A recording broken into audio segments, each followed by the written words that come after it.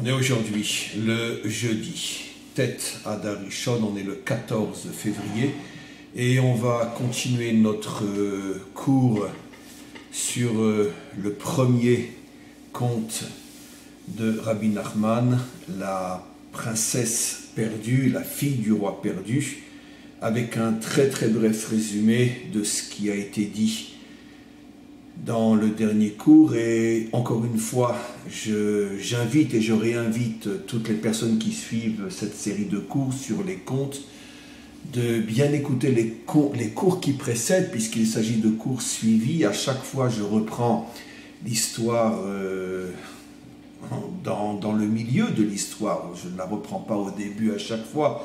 Donc il est clair que ceux qui rentrent dans ces cours sans avoir bien en tête les cours qui précèdent ne vont pas véritablement bien comprendre de quoi il s'agit. Donc c'est une série qu'il faut absolument suivre depuis le début et donc écouter, réécouter au moins les deux derniers cours de manière à être préparé pour le prochain et les prochains cours. Quoi qu'il en soit, on avait donc vu, je ne rentre pas dans toutes les explications données dans le précédent cours, on avait vu au niveau donc de la forme imagée de l'histoire que la fille du roi disait donc au serviteur du roi qui la recherche depuis des années pour la ramener à son père. Elle lui dit donc tu vas pendant 1 an t'isoler, tu vas pendant 1 an bien réfléchir sur le sens de ma captivité, jusqu'à ce que tu prennes véritablement, profondément, authentiquement conscience de la situation dans laquelle je me trouve, et le dernier jour de l'année, tu viendras me chercher, tu pourras me récupérer. Mais attention, le dernier jour de l'année, tu dois faire particulièrement attention de ne pas ni manger, ni boire, ni dormir, tu dois rester complètement, totalement éveillé, et tu dois aussi ressentir le manque de mon absence, et ce ressenti passera par le fait que toi-même tu ne mangeras pas. Alors bien sûr, on avait expliqué au niveau du décodage, au niveau du sens profond, ce qui se cache derrière toutes ces demandes, et bien évidemment, il faut réécouter le cours que j'ai déjà donné cette semaine à ce sujet-là. On continue l'histoire, donc pour l'instant, on va lire pas mal de passages, et seulement après, je commencerai à commenter. Ube sof hashana, beyom ha'acharon haya mitane. Donc, est arrivé le dernier jour de l'année, et ce dernier jour, donc, il a essayé d'accomplir ce que la princesse lui avait demandé, de ne pas manger, velo haya yoshen, et de même de ne pas dormir, puisque manger et dormir, comme on l'a décodé dans le précédent cours, ce sont les deux principales causes de notre refus, de notre oubli de réaliser notre mission, de libérer la malchoute, de libérer la royauté, c'est-à-dire de révéler que Hachem dirige ce monde, parce que lorsque l'on a le ventre plein et que finalement on s'endort, c'est-à-dire qu'on passe complètement à côté du véritable sens, du véritable but de notre vie, de notre existence, il est clair qu'on ne pourra pas libérer la fille du roi. Donc, Ve'amad ve'alar lesham, content d'avoir accompli tout ce que la princesse lui avait demandé, il est donc reparti pour aller la chercher dans son palais, étant sûr qu'il pourrait la sortir et la ramener à son père. Vayaro Ilan, mais sur le chemin, en chemin, il voit un arbre. Ve'alav gdelim tapuchim naim meod, et sur cet arbre, des pommes extrêmement belles. Évidemment, tout le monde comprend au niveau du premier sens du décodage que ça fait allusion, comme on va le voir, à la faute d'Adam, qui lui aussi a vu un arbre avec des fruits extraordinaires. Et ces fruits étaient tellement beaux que ses yeux ne pouvaient plus se détacher de ces fruits. Et il a craqué. C'était trop fort. Et finalement, il en a pris et il les a mangés. Et dès qu'il a mangé de ce fruit, de la pomme, Nafal, il est tombé, Vechataf Shena, et il s'est endormi. Il a dormi un long moment, bien évidemment, des jours, des semaines, des mois, et le jour, aujourd'hui, où il aurait dû arriver au palais et la libérer, ce jour, bien évidemment, est passé. Vaya Mesharet Menaeroto, son serviteur, essayait par tous les moyens de le réveiller. Veloyani Orklal, mais il s'était effondré dans un sommeil tellement puissant, tellement profond, tellement fort que impossible de le réveiller. Lui-même, après un long moment, s'est réveillé et il demande à son serviteur, mais où je suis, mais qu'est-ce qui m'est arrivé?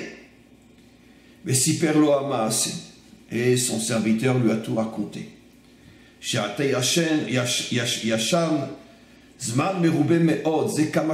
fait des années que tu dors, j'ai tout fait pour te réveiller, mais impossible.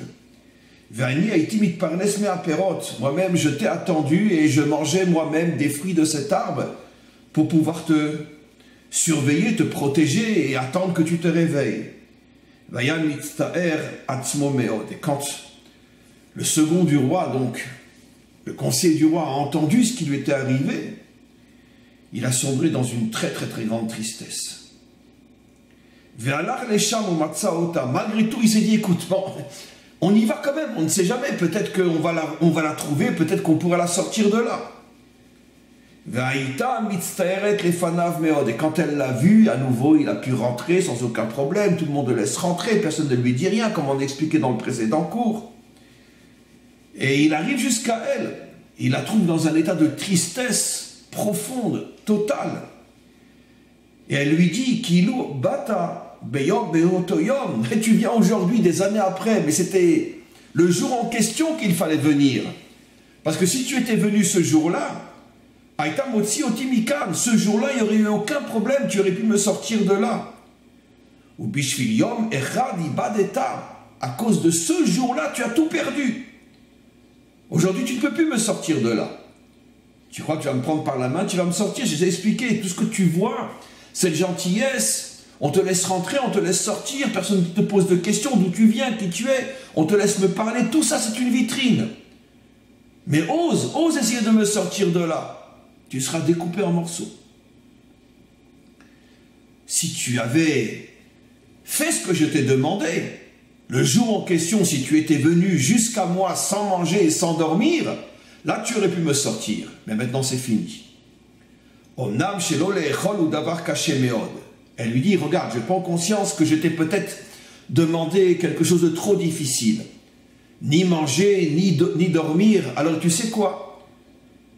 Je ne te demanderai plus de ne pas manger la prochaine fois que tu viendras me chercher.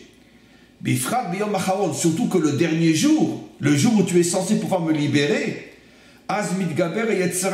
toutes les forces contraires sont là pour t'empêcher de réaliser ta mission. C'est pour ça que tu es tombé. Toute l'année, tu es arrivé à faire ce que je t'avais demandé, de jeûner de temps à autre et d'essayer de ne pas trop dormir. Le dernier jour, j'avais insisté, ni dormir ni manger. Et toutes les forces contraires se sont acharnées contre toi pour te faire tomber. Elles sont arrivées à te faire tomber. Et on est reparti encore une fois pour des années. Alors tu vas repartir encore une fois pendant 1 an. Mais je ne te demande pas de ne pas manger le dernier jour. Parce que je sais que tu n'arriveras pas à tenir. Les forces contraires sont beaucoup trop puissantes. Donc tu repars pendant 1 an. Tu t'isoles à nouveau pendant 1 an. Tu retravailles sur ta conscience pendant 1 an. Mais t'es chef Gamken Shena. Et tu attendras pendant 1 an. Et je te préviens déjà d'avance, lui dit la princesse, le dernier jour que tu pourras manger. Mais malgré tout, il y a 2 conditions. Dormir, ça je ne peux pas te laisser dormir. Parce que c'est la mise en condition la plus importante.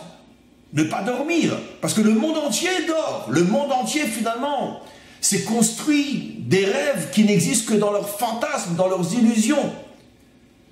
Des existences qui sont comme un rêve. Comme dit le roi David, au moment de la délivrance, Azaïnu Kecholmi, nous serons comme des gens qui se réveillent d'un long rêve. Chacun s'était créé avec ses propres fantasmes, ses illusions, ses rêves.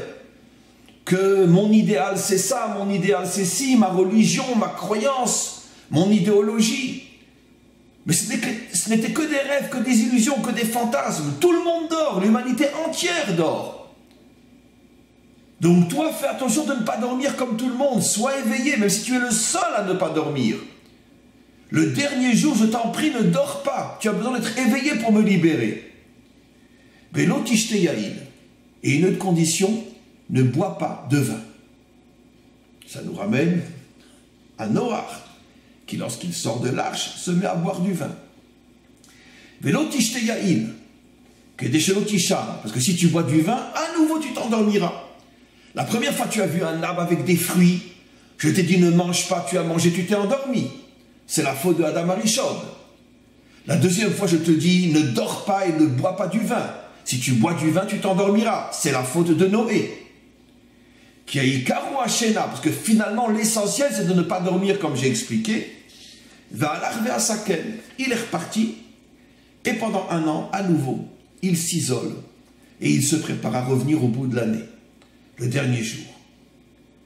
Beyom Acharon, le dernier jour, Aya Olech Lesham, à nouveau il est parti en direction du palais pour aller libérer la princesse. Vera Ma'ayan, et tout d'un coup il voit une source. Olech ve'amare Edom ve'ariach shel yain. Il s'approche de la source et il voit que l'eau, au lieu d'être claire, blanche, l'eau est rouge. Et il s'approche et l'eau a une odeur de vin. Veshalet HaMeshamet, il demande à son serviteur, Araïta chez Mayan, mais qu'est-ce qui se passe? C'est une source ou c'est du vin? Qu'est-ce que c'est? Ça a apparemment la forme d'une source, mais ça a la couleur et l'odeur du vin. Ça devrait normalement être de l'eau claire, et c'est rouge, et ça a l'odeur du vin. Et à nouveau, sa curiosité l'a amené à goûter de cette eau. Et évidemment, la princesse lui avait dit surtout ne bois pas de vin. Et il s'est endormi pour 70 ans. 70 ans, impossible de le réveiller. À nouveau, il est passé à côté. Et pendant ces 70 ans, sont passés à côté de lui de nombreux cortèges de soldats qui amenaient avec eux des personnages inconnus que les soldats emmenaient vers une direction inconnue.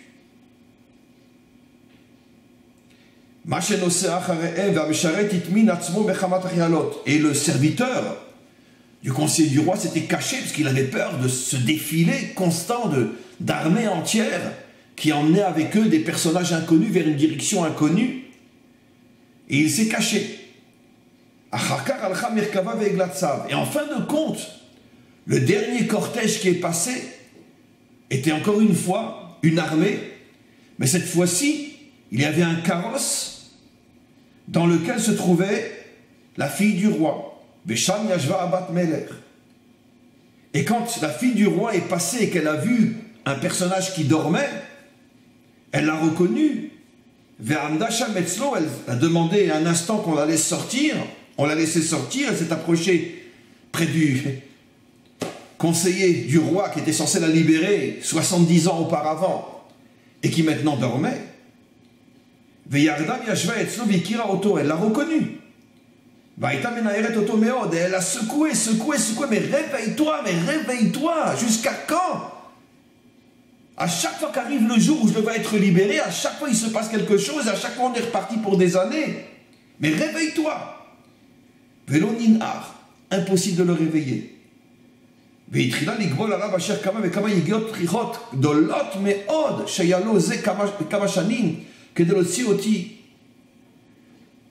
elle a commencé à se plaindre, dit mais c'est pas possible, mais jusqu'à quand? À chaque fois que je crois que le moment est arrivé, à chaque fois il se passe quelque chose. Ça fait des années que j'attends et des années que lui aussi essaye de me libérer. Et à chaque fois qu'arrive le jour de la délivrance, à chaque fois il se passe quelque chose et hop, il est reparti pour des années de sommeil. Et je suis toujours prisonnière. Et à chaque fois le même jour où il doit me libérer, qu'il se passe quelque chose qui remet tout en cause. Et elle pleurait.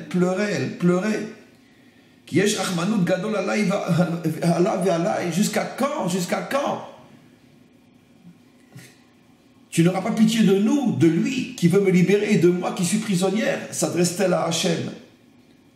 Chez Kol Kazman Shanikan, j'en en peux plus de cet emprisonnement. Personne n'arrive à me libérer. Après, elle a pris son foulard, mais Al-Rocha, qui était sur sa tête. Elle a écrit des phrases avec ses larmes. Elle a laissé son foulard avec un texte écrit avec ses larmes. Elle l'a laissé près de lui. Elle est retournée dans son carrosse et elle est partie. Finalement, il s'est réveillé et il a demandé à son serviteur, mais où je suis? Mais qu'est-ce qui m'est arrivé? Mais qu'est-ce qui se passe à chaque fois? À chaque fois que je suis censé la libérer, le jour même, je retombe dans un sommeil tellement profond que personne n'arrive à me réveiller. Mais qu'est-ce qui se passe? Mais si Perlo Kolama, son serviteur lui a tout raconté. Shachialot Rabot Al-Khushan, tu ne peux pas savoir combien d'armées sont passées à côté de toi. Mais Shaitakan Merkava, et finalement, la dernière armée qui est passée, c'était l'armée qui emmenait je ne sais où la fille du roi. Mais Shaita Bocha Alav, elle est venue près de toi, elle s'est mise à pleurer. Elle a pleuré, combien? Toi et elle, vous vous trouvez dans une situation incompréhensible. Mais Torkaritis Vera, puis après il a vu, il a vu un foulard de femme qui était à ses côtés. Mais Charles il lui a dit, mais d'où vient ce foulard? Il a demandé à son serviteur. Il lui a dit, non, c'est le foulard à la princesse, elle a écrit quelque chose avec ses larmes. Il l'a pris, il l'a mis à la lumière. Et il a vu apparaître les lettres. Il a lu toute sa tristesse qu'elle lui avait écrite, toutes ses larmes, toute sa souffrance. Et la dernière phrase était la phrase suivante. Mais chez Kaet, elle lui dit, sache, c'est plus la peine d'aller au château, je ne suis plus là-bas. On est en train de m'emmener vers un endroit où je serai prisonnière à l'intérieur d'un château en or, une montagne en or et le château de pierres précieuses. Voilà le code qu'elle lui donne. Tu chercheras une montagne en or et au-dessus de cette montagne, au sommet, un château de pierres précieuses. Il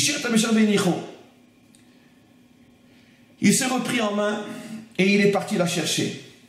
C'est facile, il est parti tout seul. Il n'a pas pris son serviteur avec lui. Et pendant de nombreuses années, il l'a cherché. Et jusqu'au moment où il a pris conscience et il s'est dit, c'est sûr qu'un endroit comme ça, une montagne en or et un château en pierre précieuse, je ne trouverai pas là où tout le monde a l'habitude de vivre. C'est-à-dire là où se trouve, on pourrait dire, le monde civilisé. Parce que je sais très bien que si un endroit pareil existait là où tout le monde vit, tout le monde en parlerait. Donc cet endroit se trouve forcément dans un endroit où personne ne va, que personne ne connaît. Donc je vais repartir une fois de plus dans des endroits complètement désolés, inhabités, des déserts. Et il la chercha pendant de nombreuses années dans les déserts. Bien sûr, le texte n'est pas encore fini, le conte n'est pas fini. On va s'arrêter là maintenant, au niveau de l'histoire, et on va commencer à commenter. Alors, j'ai déjà souvent rapporté cette histoire dans le Talmud, qui raconte l'histoire de deux maîtres qui se promenaient, et tout d'un coup, l'un demande à l'autre, est-ce que tu sais quand viendra la fausse couche? L'autre lui dit, c'est qui la fausse couche?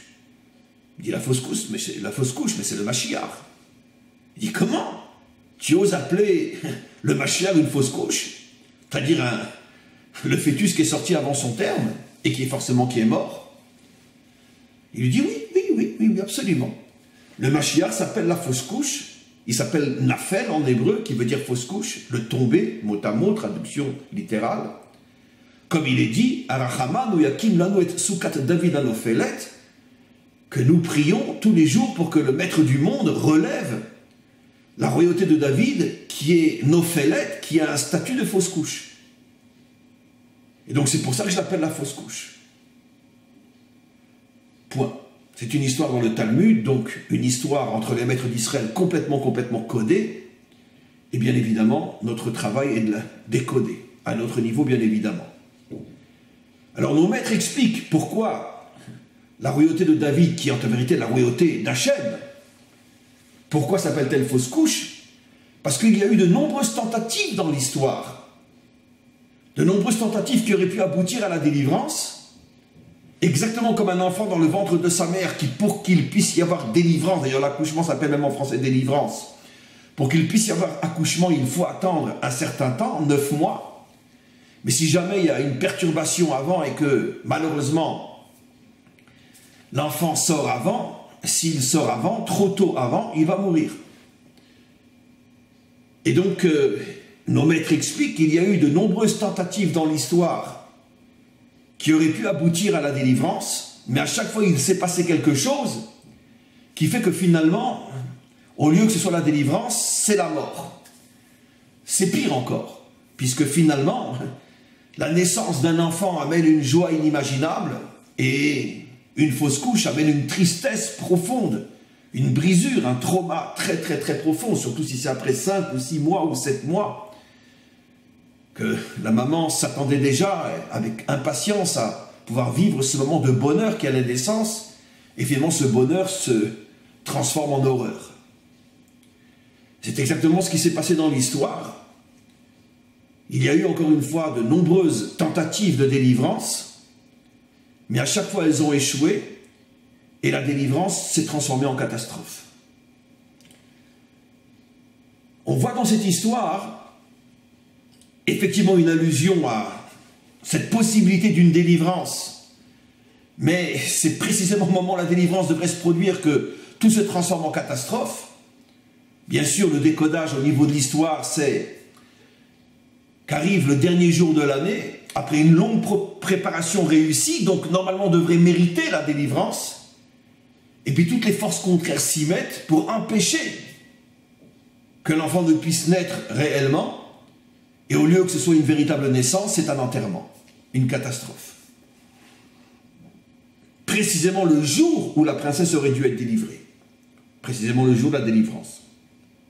On voit de là qu'effectivement, il y a quelque chose de mystérieux qui se passe, comme Rabbi Nachman en fait allusion dans les propos de la princesse, le dernier jour, le Yetzer Hara, toutes les forces du mal se réunissent pour empêcher la délivrance. Et donc, il y a quelque chose qui fait que, justement, au moment où la lumière devrait jaillir et éclairer le monde entier, c'est à ce moment-là qu'il y a un sursaut de toutes les forces de l'obscurité, de toutes les forces du mensonge pour empêcher la vérité d'éclairer le monde. Et jusqu'à la délivrance finale, toutes les tentatives de la vérité de naître pour éclairer le monde, toutes ces tentatives se sont soldées en catastrophe. Presque il aurait mieux valu qu'il n'y ait pas de tentative, ça aurait été moins grave, moins pire. La tentative de libérer la vérité amène jusqu'à la délivrance finale et réelle plus de catastrophes que de réussite.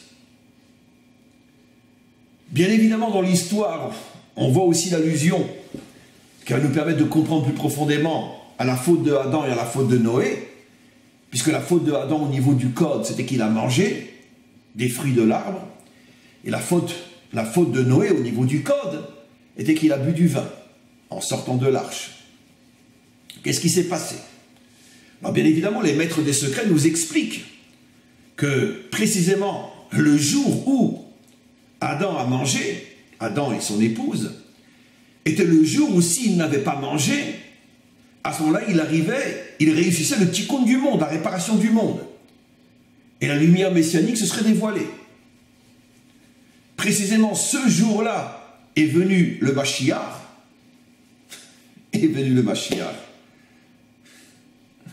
c'est même pas moi qui parle. Est venu le Nachash. Pourquoi j'ai dit le Mashiach? Pourquoi on m'a fait dire le Mashiach? Parce que, comme vous le savez tous et toutes, Nachash, en hébreu serpent, a la même valeur numérique que le mot Mashiach. Le Mashiach peut être un serpent. Ça veut dire évidemment le faux Messie. Et là on comprend beaucoup plus profondément. À chaque fois que dans l'histoire, la vraie vérité devrait se révéler, les forces contraires nous attaquent en essayant de remplacer la vérité vraie par un vrai mensonge. Le serpent, valeur numérique Mashiach, au lieu du véritable Messie. Et comme ça, il détourne l'attention du monde vers le faux Messie et tout le monde passe à côté du vrai Messie. Les exemples sont tellement énormes. Nos maîtres nous disent clairement dans le Talmud que dans les décennies qui suivent la destruction du deuxième temple, on était dans une époque extrêmement propice au dévoilement du Mashiach.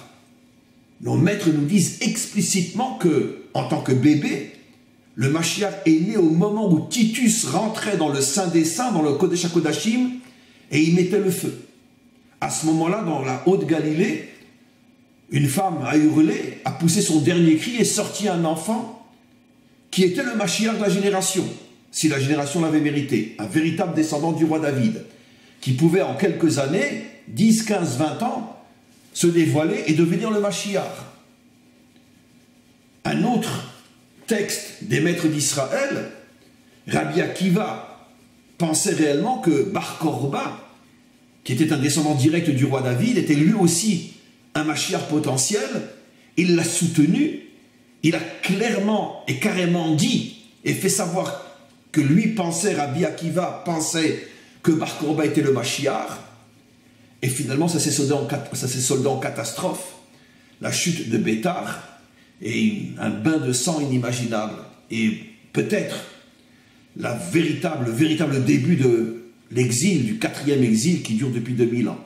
Même si on a commencé déjà depuis de nombreuses décennies à en sortir. Mais on est toujours, d'une certaine manière, encore sous l'emprise de l'exil de Édom. Et donc, on voit que nos maîtres nous disent, et un troisième texte que j'ai oublié, le Talmud dit clairement qu'à partir de la destruction du deuxième temple, l'ère messianique a commencé. Combien de temps elle durera, jusqu'à ce qu'on mérite qu'elle se transforme en véritable délivrance, ça ne dépend que de nous. Donc c'est clair que nos maîtres nous disent qu'après la destruction du deuxième temple, on se trouve dans une situation, on pourrait dire électrique, où vraiment le Mashiach peut se dévoiler à n'importe quel moment. Et c'est précisément à cette époque qu'est venu, ou que l'on a fait venir, un faux Messie qui a détourné l'attention de l'humanité tout entière, qui s'est fait passer pour le Messie, et on en souffre depuis 2000 ans. Et au départ, n'oublions pas que ce faux Messie était 100% juif. Et il n'était reconnu que par des juifs. C'est exactement ce qui s'est passé, c'est ça le secret incroyable de la faute de Adam. Précisément au moment où Adam peut faire jaillir la lumière du Mashiach, se présente un faux Messie, le serpent, qui va détourner l'attention du monde, qui va faire croire que lui est le vrai Messie, et on est reparti pour des millénaires. C'est ça le secret du serpent qui s'adresse à Chava. C'est ça le secret de la chute de Chava. C'est quoi le symbole du fruit qui capte les yeux? Ben c'est évident, c'est tellement facile le décodage. C'est l'idéologie du faux Messie qui est tellement belle, qui est tellement waouh, qui est tellement prenante, qui est tellement attirante. Mais comment on peut résister à une idéologie pareille? C'est tellement fort, c'est tellement beau. Surtout, à côté de l'idéologie véritable, celle du maître du monde, qui se présente comme quelque chose de rigoureux. La loi, c'est interdit, tu ne mangeras pas. Et vient le faux Messie, le serpent dit, mais au contraire, je suis venu pour abolir l'interdiction. Mange, mange, regarde comme cet arbre est beau. C'est précisément celui qui est interdit qui est le plus beau de tous. Et il profère une idéologie tellement extraordinaire que Chava elle dit, mais c'est évident. Mais comment ça peut être interdit? Mais pourquoi interdire? Mais tout est beau, tout est amour, tout est extraordinaire. Waouh! Oh! Oui, le Messie est là! Il nous sauve! Elle prend, elle mange, elle meurt. Et l'histoire se répète depuis des millénaires. Depuis des millénaires. C'est à chaque fois l'habit qui change, mais le principe reste le même. À chaque fois que le monde est prêt à la délivrance, vient un faux messie qui arrive à produire une idéologie tellement attirante, tellement belle, que les yeux se fixent, que les oreilles... Waouh! Et hop, on est reparti pour un tour. L'idéologie du faux messie est beaucoup plus séduisante que l'idéologie du vrai messie. La preuve, on est quelques millions à suivre la Torah jusqu'à aujourd'hui, ou à se réclamer comme étant le peuple de la Torah, mais c'est pas tous les juifs qui observent la Torah. Je peux dire peut-être qu'il y a peut-être maximum 1, 2, 3 millions de juifs sur terre qui accomplissent vraiment la Torah, et des milliards qui sont complètement enfoncés dans d'autres religions. Des milliards. 1 ou 2 ou 3 millions qui suivent la Torah et des milliards qui suivent les autres religions. Il est fort, très fort le serpent. Très, très, très fort. Extraordinaire. La faute de Noé, c'est exactement la même chose, disent nos maîtres. Combien de fois je les ai expliqués dans mes cours? Il avait 3 fils, Shem, Ham, Yafet, dont les premières lettres forment le mot Siyar, qui sont les 3 dernières lettres du mot Mashiach. Il voulait amener un 4e enfant au monde, qui se serait appelé d'un nom commençant par la lettre même, et les 4 ensemble auraient formé le mot Mashiach, Messie. Ce sont des codes, bien sûr, mais tout ça pour nous faire comprendre que, après le déluge, Noah vivait dans une période messianique très très très forte. Il pouvait recommencer le monde sur des bases messianiques, le monde de la délivrance. Et comment il est tombé, lui? Exactement comme dans l'histoire, où l'histoire, finalement, fait allusion à sa chute à lui. On est reparti pour un tour. Il boit du vin. Il se déshabille dans sa tente. Vient Ham avec son fils Knaan. Il le castre pour qu'il n'ait pas un 4e enfant, pour que finalement il ne puisse pas y avoir Mashiach, selon notre tradition. Incroyable. Justement, pendant le temps de la délivrance, on va se retrouver dans le temps de l'exil le plus sombre. On est reparti pour un tour. Cette histoire, au niveau collectif, au niveau des nations et d'Israël, est vraie bien évidemment aussi sur le plan individuel. Constamment dans notre vie, on est dans des périodes d'obscurité, et puis on essaye de s'en sortir, on sent qu'on avance. Et puis une porte va s'ouvrir. Si on la prend au bon moment, de la bonne manière, on est sauvé.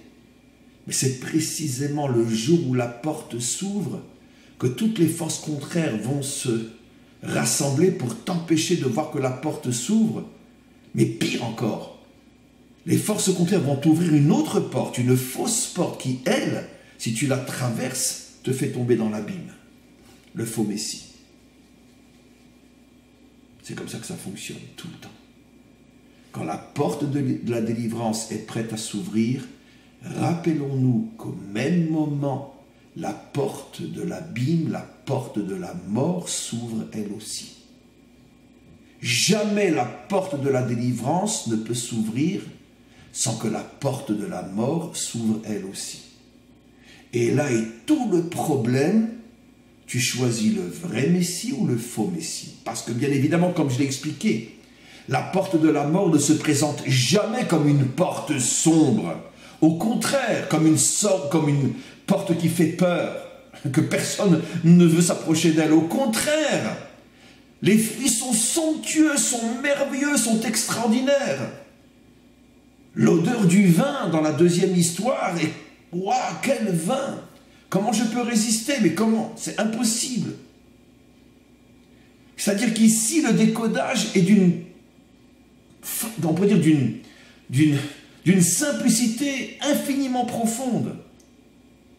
Les faux messies présentent toujours une idéologie, un idéal tellement plus beau, tellement plus fort, tellement plus extraordinaire que la vraie vérité que personne n'arrive à tenir.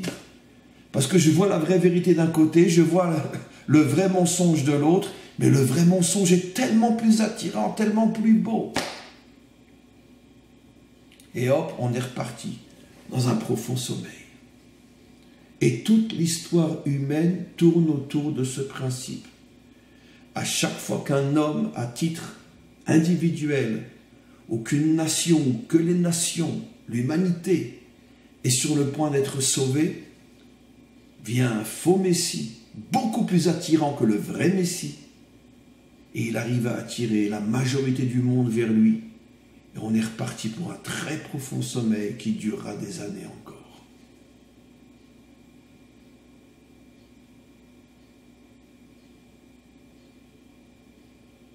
Alors comment s'en sortir? Puisqu'on voit que une fois il est tombé, deux fois il est tombé, évidemment, les deux fautes, celle de Adam et celle de Noé, font aussi bien évidemment allusion aux deux destructions de temples. Chaque temple était une délivrance potentielle pour Israël et l'humanité tout entière. Et chaque temple a été détruit. Les deux premiers constructeurs potentiels de l'humanité, Adam et Noé, ont tous les deux chuté et retardé la délivrance pour des millénaires. Et les deux premiers temples qui avaient la potentialité de libérer le monde ont été détruits. C'est la même histoire, constamment.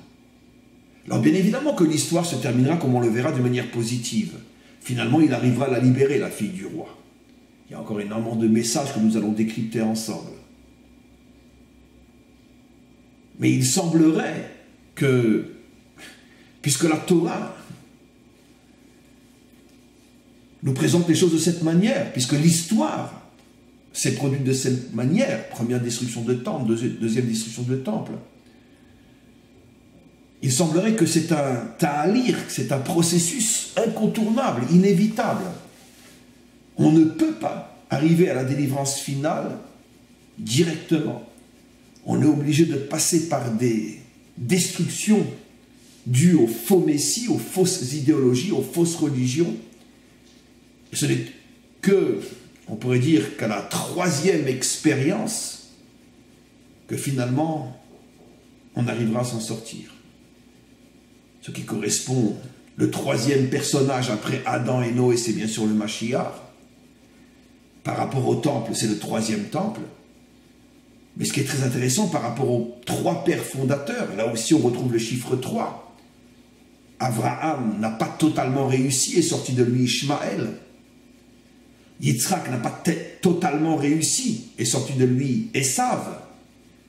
Seul Yaakov réussira en ce sens que de lui n'est pas sorti un ennemi d'Israël, bien que malgré tout, dans un premier temps, il est loin de réussir, puisqu'il n'arrive pas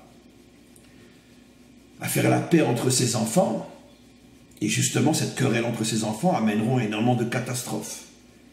Mais au moins la différence entre Yaakov et ses pères qui l'ont précédé, c'est que lui ne créera pas une force qui s'exclura d'Israël et qui essaiera de l'attaquer constamment. C'est un problème intérieur, donc qui finira par se résoudre, comme le dit le prophète. Un jour viendra où on prendra deux morceaux de bois, sur l'un on marquera le mot Yosef ou Ephraïm, sur l'autre le mot Yehuda, et on réunira, c'est le prophète Ézéchiel, on réunira ces deux morceaux de bois qui ne deviendront qu'un seul morceau, et enfin Israël sera reconstruit constamment sans cette déchirure à l'intérieur de lui. Alors pourquoi il faut 3 étapes? Ça aussi, c'est un point que j'ai souvent expliqué. Si on revient au Père, on le comprend plus facilement. Abraham incarne la qualité de la bonté. Yitzhak incarne la qualité de la rigueur. Et Yaakov est la synthèse des deux. Décoder, qu'est-ce que cela signifie? Que finalement, que tous les faux messies créent des idéologies extrêmement séduisantes parce qu'elles se concentrent sur une qualité particulière. Le faux Messie qui est venu après la destruction du deuxième temple ne parlait que d'amour, que de grâce, que de salut. Mais qui n'a pas envie d'amour? Le faux Messie politique que nous vivons ici en Israël, c'est toute l'idéologie de gauche qui ne parle que de paix. Mais qui n'a pas envie de paix? Heureusement, il aura malheureusement fallu des dizaines, des centaines d'attentats et des milliers de victimes depuis les accords d'Oslo pour que notre peuple comprenne une fois pour toutes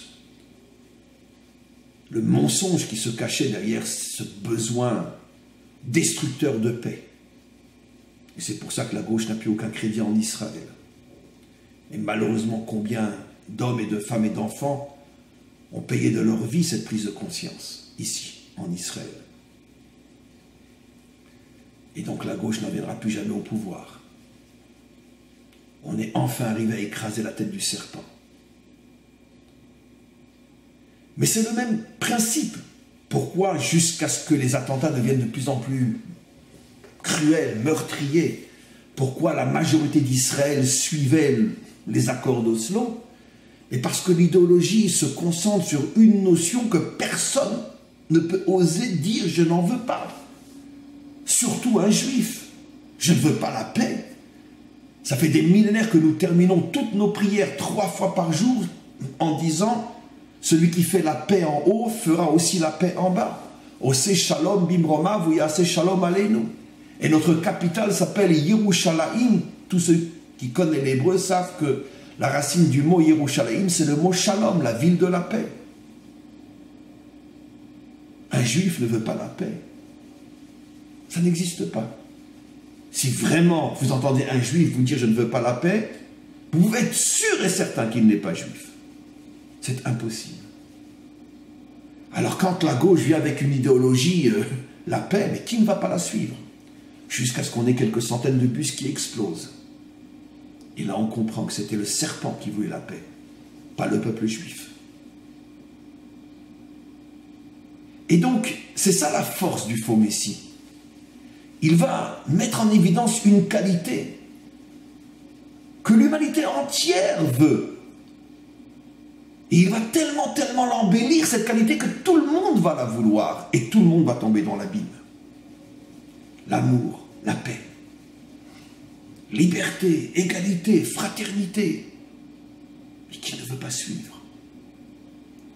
La libération du travailleur, la révolution bolchevique.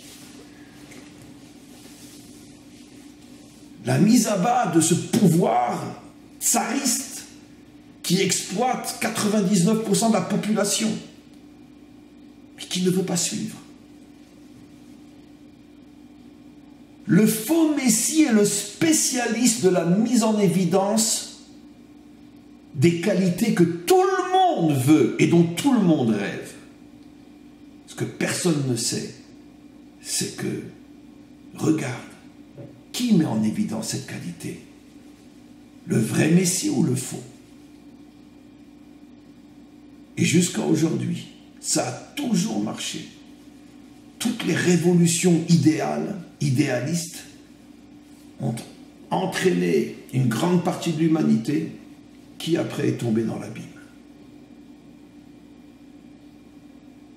Alors comment on va repérer, comment on va savoir, comment on va reconnaître le vrai Messie? Ben, le vrai Messie, il sera très différent des faux. Il ne va pas essayer de séduire avec des vitrines enguirlandées, des vitrines de Noël, des lumières partout. Non. Son langage sera le langage de la vérité. Et la vérité, ce n'est pas forcément ce qui est séduisant. Je répète, car je viens de donner la clé de la délivrance. une vraie vérité, elle n'est pas forcément séduisante. Elle n'est pas forcément attirante. Ce n'est pas un beau fruit que tout le monde regarde. La vraie vérité, on peut passer à côté sans même la voir. Parce que l'authenticité, ce n'est pas de l'artifice. L'authenticité n'est jamais maquillée, elle n'est jamais parfumée, et elle n'attire jamais, du moins dans un premier temps, elle n'attire jamais la majorité. Ça, c'est la vraie vérité. Le Mashiach sera un homme simple, qui viendra de nulle part et qui ne ressemblera à personne. Il ne viendra pas de l'élite thoraïque d'Israël. Ça ne sera pas le tzaddik que tout le monde connaissait déjà et que tout le monde attendait. Alors quand c'est que tu te dévoiles, quand c'est que tu te dévoiles. Non. Il ne viendra pas sur un cheval en or. Il viendra sur un âne. Oui, sur un âne. Dans la simplicité la plus totale. On ne saura pas d'où il vient, qui il est, à quel clan il appartient, quel est son maître, qu'est-ce qu'il est, de quoi il se réclame, quelles sont ses références. Il sera tout et rien en même temps. La simplicité, un homme sur un âne. Pas attirant du tout. Personne n'aura envie de le suivre. Mais nous, on pensait que tu allais être un tel ou un tel. Celui dont le monde entier parle. C'est quoi ça? Ça, c'est le Messie? C'est le Mashiach? Sur un âne? Quoi, c'est ça qu'on attendait? Mais non, mais nous, on veut du feu d'artifice. Nous, on veut le plus beau fruit, du plus bel arbre. Non. Quand Dieu s'est révélé à Moshe, c'était dans un petit buisson. Moshe lui-même s'est étonné, disent nos maîtres, mais enfin, maître du monde, le monde entier est à toi, tu ne peux pas te manifester dans un arbre extraordinaire. Et pourquoi sur le mont Sinaï? Nos maîtres disent que c'était une petite colline, la plus petite de toutes les montagnes qu'il y avait dans le Sinaï. Parce que le bon Dieu, c'est un vrai bon Dieu. Il est authentique. Il ne cherche pas la grandeur.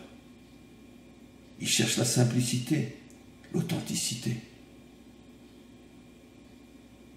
C'est pour ça que le Mashiach, dans un premier temps, quand il va se dévoiler, mais personne ne va faire attention à lui. Personne ne va l'accepter, personne ne va le reconnaître. Il n'est pas séduisant, son idéologie, elle n'attire pas. C'est sûr que c'est plus facile de dire « Waouh, cet arbre est le plus beau » que de dire « Cet arbre est interdit ». C'est la raison pour laquelle le Nachash était plus fort qu'Hachem. Hachem dit l'arbre est interdit. Le Nachash dit mais non, c'est le plus beau, le plus fort de tous. Lequel des deux est le plus séduisant? Celui qui te dit ne mange pas ou celui qui te dit mange, tu vas recevoir des forces, des lumières incroyables. Et donc c'est comme ça qu'on reconnaîtra le vrai Messie. Ça sera un homme sans artifice, sans vitrine, sans gros moyens, sans nom particulier. La simplicité absolue, c'est-à-dire l'authenticité véritable. Bon, allez, qu'il se révèle déjà. C'est sûr que ce sera très très très dur, parce qu'il aura tout le monde contre lui. Parce qu'il viendra d'un endroit d'où personne n'imaginait qu'il pourrait sortir. La déception sera énorme. Oh, on pensait que c'était un tel, on pensait que c'était un tel. Mais pas ce plouc-là. Oui. La Torah nous a déjà tout expliqué. Plus c'est séduisant, plus c'est grand, plus c'est lumineux, plus c'est waouh, plus c'est des milliards qui le suivent, et plus tu peux être sûr que c'est un véritable mensonge, un serpent, un faux messie. Celui qui est tout seul, celui qu'on a du mal à suivre, celui qu'on a du mal à accepter, c'est celui-là le vrai Messie. Amen, Becheni Ratson.